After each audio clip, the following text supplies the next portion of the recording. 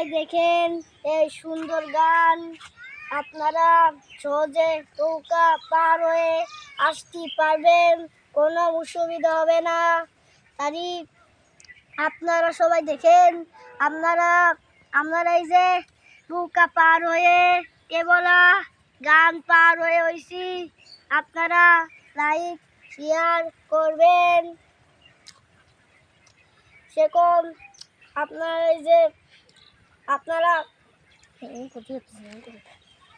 আমরা এই যে গান পাড়ে আসলাম, দেখেন কি সুন্দর গান। এই গান গান মনে মাঝি খবর